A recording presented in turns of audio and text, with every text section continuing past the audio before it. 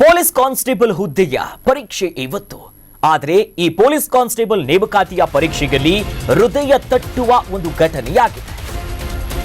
3991 ಈ ಕಾನ್ಸ್ಟೇಬಲ್ಗಳ ಹುದ್ದೆಗೆ ಇವತ್ತು ಎಕ್ಸಾಮ್ ಆಗ್ತಾ ಇದೆ. ಪೊಲೀಸ್ ಕಾನ್ಸ್ಟೇಬಲ್ ನೇಮಕಾತಿಯ ಮಹತ್ವದ ಪರೀಕ್ಷೆ ಇವತ್ತು. ಬೆಂಗಳೂರಿನಲ್ಲಿ ಕನ್ನಡಿಗರ ಹೃದಯವನ್ನ ತಟ್ಟಿದೆ ಒಂದು ದೃಶ್ಯ. ಪರೀಕ್ಷೆ ಬರೆಯುವುದಕ್ಕೆ ಮಗುವಿನೊಂದಿಗೆ ತಾಯಿ ಬರ್ತಾರೆ. ಮಗುವನ್ನ ಪೊಲೀಸರ ಬಳಿ ಬಿಟ್ಟು ಆ ತಾಯಿ ಹೋಗ್ತಾರೆ ಪರೀಕ್ಷೆ ಬರೆಯುವುದಕ್ಕೆ.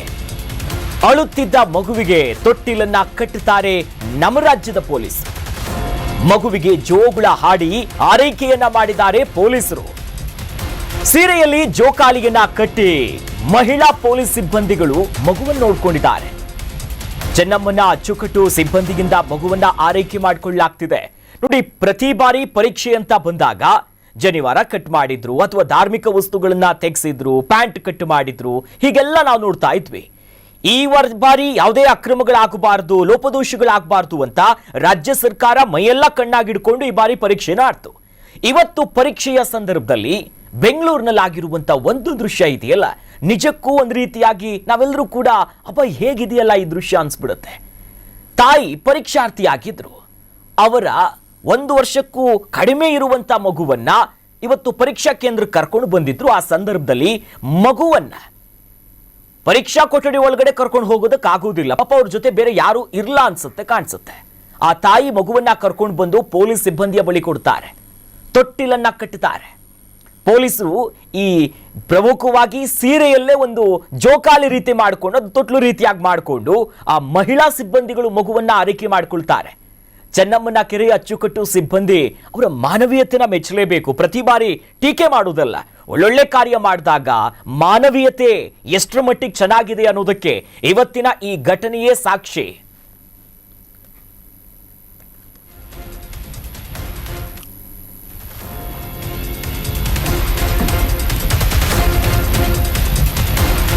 ವಿಜಯಪುರದಲ್ಲಿ ಪೊಲೀಸ್ ಪರೀಕ್ಷೆಯಲ್ಲಿ ಒಂದಿಷ್ಟು ಗೊಂದಲ ಆಗ್ಬಿಡ್ತಾ ಅಂತ ಪ್ರಶ್ನೆ ಪತ್ರಿಕೆ ಅರ್ಧ ಗಂಟೆ ತಡವಾಗಿ ಕೊಟ್ಟಿರೋ ಆರೋಪ ಬರ್ತಾ ಇದೆ.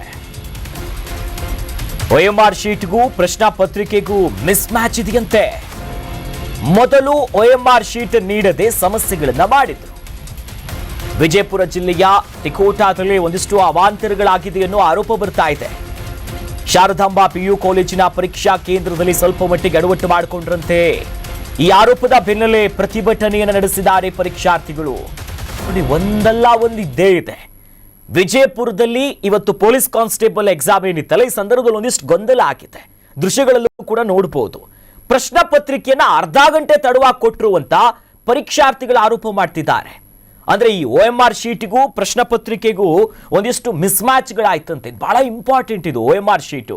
ಈ ಬಾರಿ ಪರೀಕ್ಷೆಯಾಗಿ ಅರ್ಧ ಗಂಟೆ ಅಷ್ಟರಲ್ಲಿ ಈ OMR ಶೀಟಿನ ಡೇಟಾಗಳು ಏನು ಅವ್ರನ್ನ ಎಂಟ್ರಿ ಮಾಡಿರ್ತಾರಲ್ಲ, ಇದನ್ನ ಅರ್ಧ ಗಂಟೆಯಷ್ಟರಲ್ಲಿ KEಗೆ ಅಪ್ಡೇಟ್ ಮಾಡಬೇಕಾಗತ್ತೆ. ಆದರೆ ವಿಜಯಪುರ ಜಿಲ್ಲೆಯ ತಿಕೋಟಾದಲ್ಲಿ ಒಂದಿಷ್ಟು ಅವಾಂತರ ಆಗಿದೆ. ಕ್ವಶನ್ ಪೇಪರೇ ಅರ್ಧ ಗಂಟೆ ಲೇಟ್ ಕೊಟ್ರಂತೆ. ಅಲ್ಲಿನ ಶಾರದಾಂಬಾ PU ಕಾಲೇಜಿನಲ್ಲಿದ್ದಂಥ ಎಕ್ಸಾಮ್ ಸೆಂಟರ್ನಲ್ಲಿ ಹೀಗಾಯ್ತು ಅಂತ ಒಂದಿಷ್ಟು ಸಾಲು ಆರೋಪಗಳು ಬರ್ತಾ ಇದೆ. ಜೊತೆಯಲ್ಲಿ ಪರೀಕ್ಷಾರ್ಥಿಗಳು ಪ್ರತಿಭಟನೆ ಮಾಡಿದ್ದಾರೆ. ಪ್ಯಾನಿಕ್ ಆಗೋ ಅವಶ್ಯಕತೆ ಇಲ್ಲ. ಯಾಕಂದ್ರೆ ನಾವು ಇಲ್ಲಿ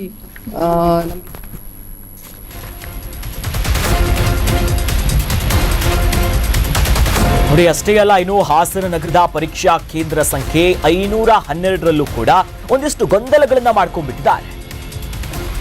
ಗಂಧದ ಕೋಟೆಯಲ್ಲಿನ ಈ ಸರ್ಕಾರಿ PU ಕಾಲೇಜಿನಲ್ಲಿ ಒಂದಿಷ್ಟು ಅವಾಂತರಗಳಾಗಿದೆ.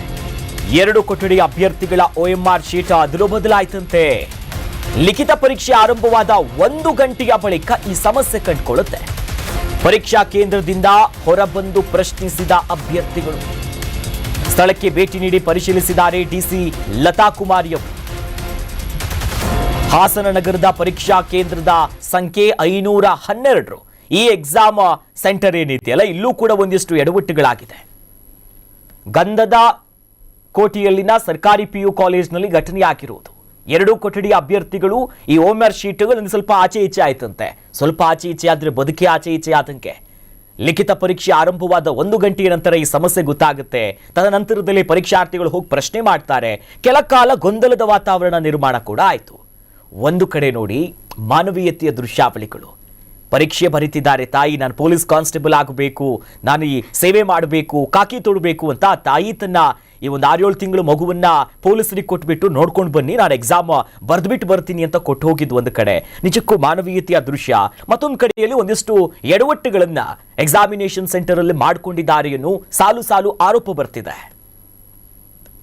ಅಲ್ಲಿ ಏನಾಗಿದೆ, ಕ್ವಶನ್ ಪೇಪರ್ ಅಲ್ಲಿ ಕ್ರಮ ಸಂಖ್ಯೆ ಅಂತ ಇರ್ತದೆ. ಅದು OMR ಅಲ್ಲಿ ಇನ್ನೊಂದು ಅದರ ಮೇಲೆ ಒಂದು ಸಂಖ್ಯೆ ಇರ್ತದೆ. ಈ 2 ಸಂಖ್ಯೆಗಳು ಸೇಮ್ ಇರಬೇಕು ಅನ್ನೋದು ಅಭ್ಯರ್ಥಿಗಳ ವಾದ ಆಗಿತ್ತು. ಸೊ ಅದು ಹಾಗಲ್ಲ.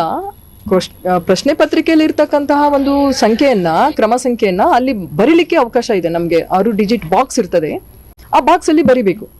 ಅವ್ರು ಅದನ್ನ ಬಿಟ್ಬಿಟ್ಟು ಆ 2 ಸೇಮೇ ಇರಬೇಕು. OMR ಅಲ್ಲಿ ಇರ್ತಕ್ಕಂತಹ ಒಂದು ಪ್ರಿಂಟ್ ಆಗಿರ್ತಕ್ಕಂತಹ ಸೀರಿಯಲ್ ನಂಬರ್ ಮತ್ತೆ ಕ್ವಶನ್ ಪೇಪರ್ ಇರತಕ್ಕಂತಹ ಕ್ರಮ ಸಂಖ್ಯೆ 2 ಒಂದೇ ಇರಬೇಕು.